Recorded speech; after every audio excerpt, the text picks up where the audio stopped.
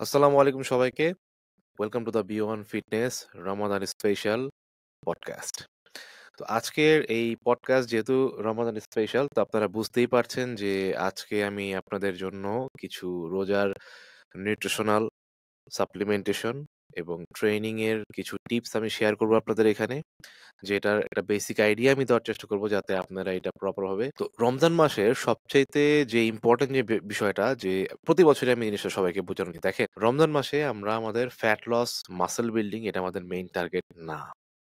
আমাদের main target হচ্ছে এই যে আমরা মাসল বিল্ডিং, ফ্যাট লস যাই করি, এই জিনিসগুলো করার জন্য আমাদের অর্গ্যান কিন্তু আমাদেরকে অনেক সাপোর্ট দেয়, ব্যাকআপ দেয়। আমাদের ডাইজেস্টিভ সিস্টেম, আমাদের লিভার, কিডনি, এভরিথিং।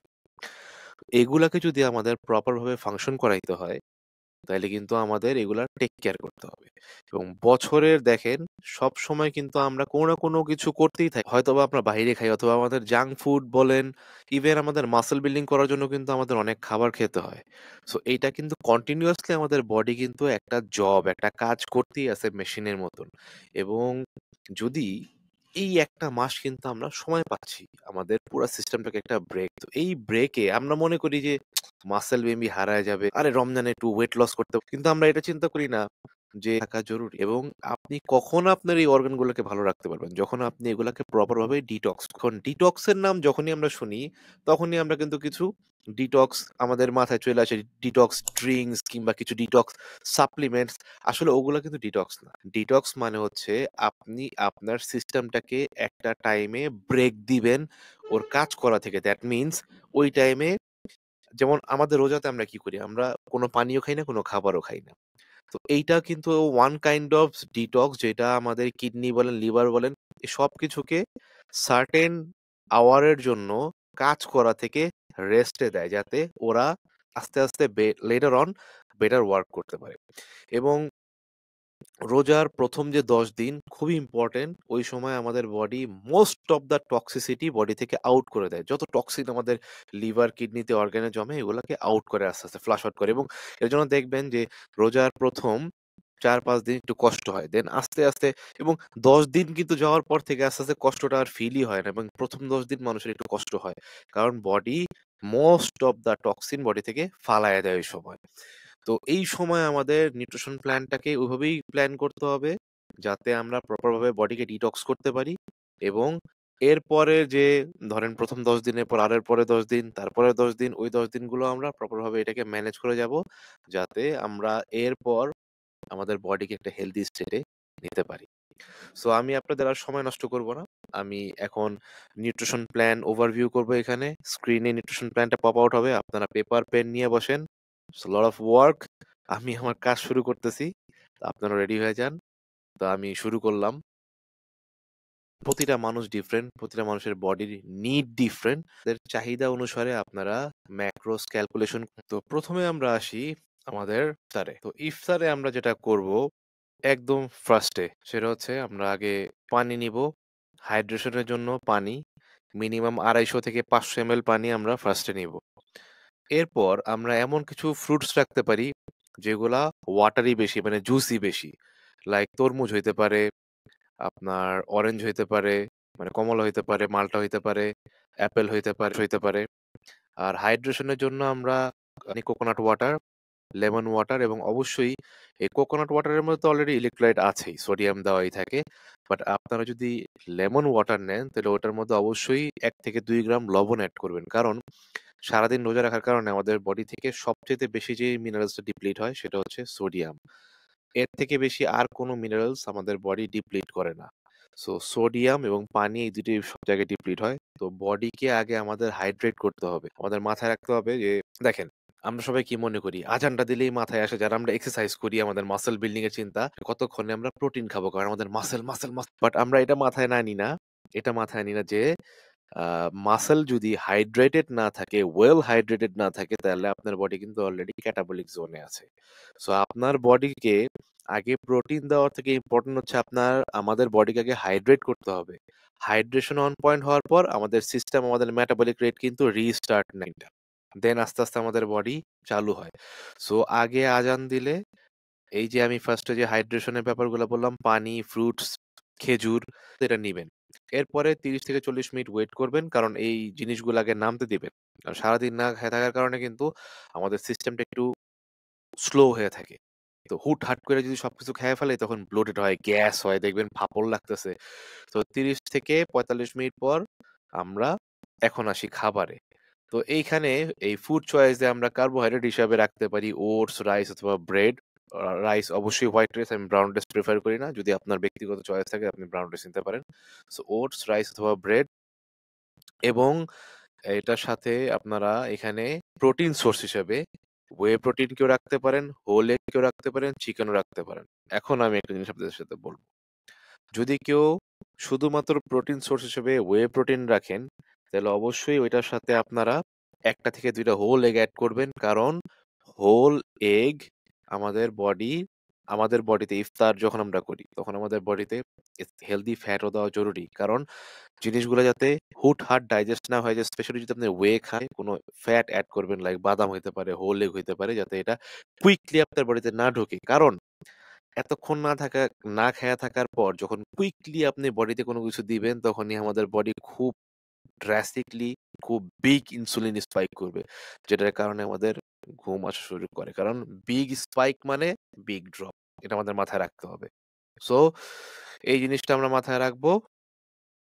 এরপর আমরা ৩০ মিনিট পর আমরা আমাদের পানি নিব, এবং পানির সাথে আমাদের এসেনশিয়াল ভিটামিন যা যা আছে এগুলো আমরা নিব। যে ভিটামিন খান আপনারা ওইভাবে করে ভিটামিন প্রোটোকল ফলো করতে পারেন, অথবা আপনাদের কোচ আপনাদের যেভাবে প্ল্যানে দিছে আপনারা ওইভাবে ফলো করতে পারেন।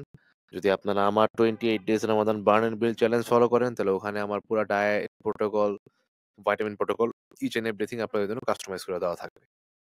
এরপরে আসেন প্রি ওয়ার্কআউট প্রি ওয়ার্কআউট।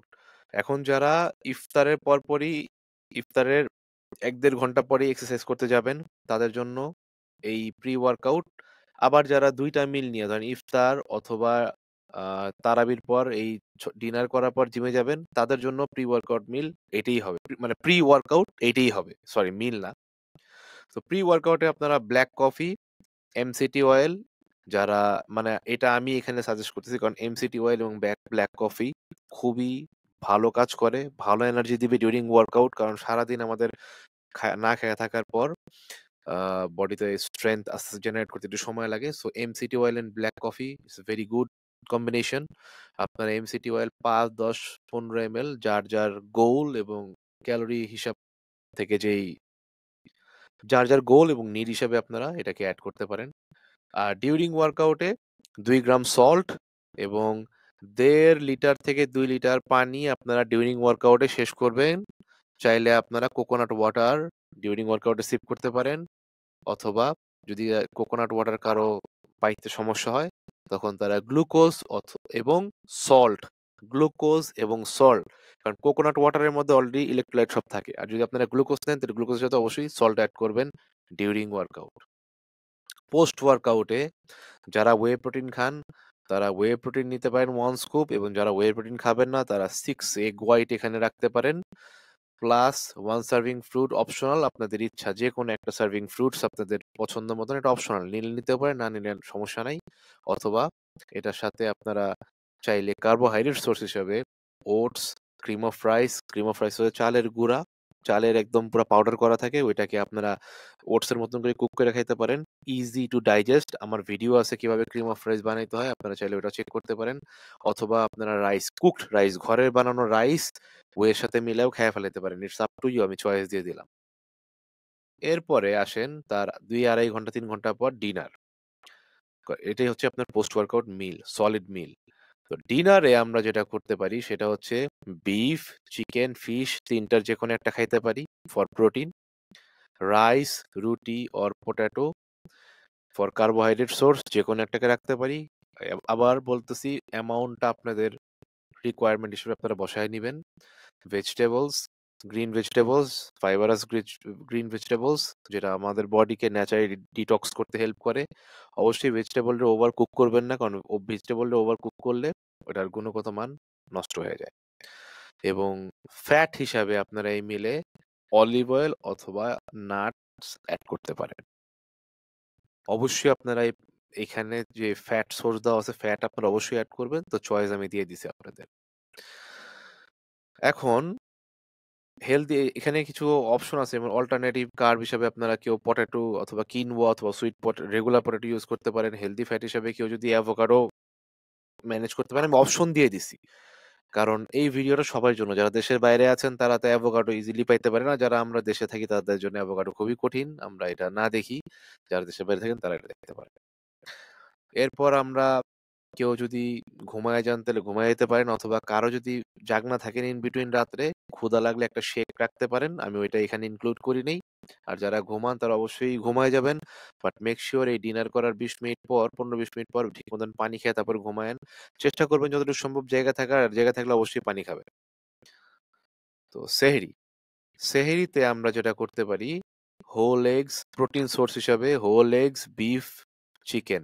আমি হোল এগস, বিফ অনেকে খায়, অনেকে খাইতে পারে না। তো বিফ নিয়ে অনেকের কনফিউশন, কারণ অনেকের দেখা যায় যে বিফের অ্যালার্জি থাকতে পারে, অনেক সমস্যা থাকতে পারে। তো হোল এগ খাইলে হোল এগ, বিফ খেলে বিফ, চিকেন খেলে চিকেন। ফিশ আমি সেহরিতে প্রিফার করি না, কারণ ফিশ অনেক কুইক ডাইজেস্ট হয়ে যায়।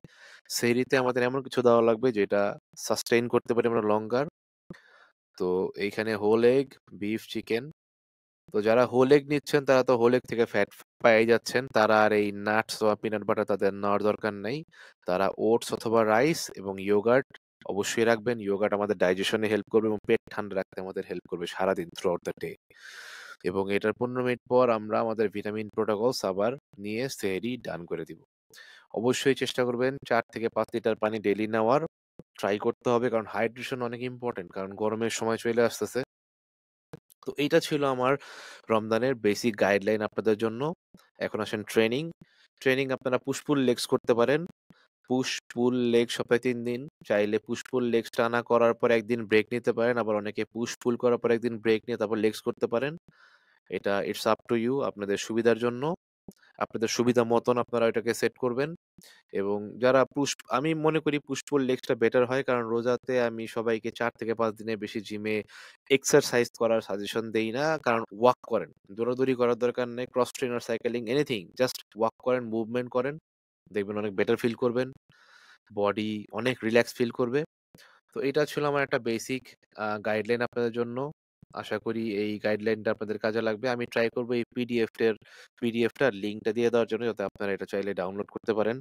এবং আপনারা কমেন্ট বক্সে জানাবেন যে আপনারা আরো কি কি খাবারের রেসিপি চান, হেলদি কোন কোন খাবারের রেসিপি চান এই রোজাতে, কি ধরনের ট্রেনিং এর ভিডিও চান, সবকিছু আপনারা এই কমেন্ট বক্সে জানাবেন। আমি আমার ফেসবুক পেজ, ইউটিউব, ইনস্টাগ্রাম সব জায়গায় অ্যাভেলেবেল আছি। আপনাদের সাথে এবার অনেক কিছু শেয়ার করব, ট্রাই করব ট্রেনিং টিপস, কিভাবে রমজানে ট্রেনিং করা উচিত, কিভাবে আপনারা হেলদি ফুড টেস্টি ভাবে বানাইতে পারেন, সেটাও আমি ট্রাই করবো আপনাদের সঙ্গে শেয়ার করার। সো এই ছিল আপনাদের জন্য আমার একটু কন্ট্রিবিউশন। আপনাদের কাছে যদি মনে হয় আমার ভিডিওটা আপনাদের জন্য হেল্পফুল, তাহলে অবশ্যই আপনারা শেয়ার করবেন। অবশ্যই একটা লাইক দেন ভিডিওতে এবং সাবস্ক্রাইব করেন। আপনারা সাবস্ক্রাইব করেন না ভাইয়ারা, please. Till then, take care, রমজানের শুভেচ্ছা। আসসালামু আলাইকুম।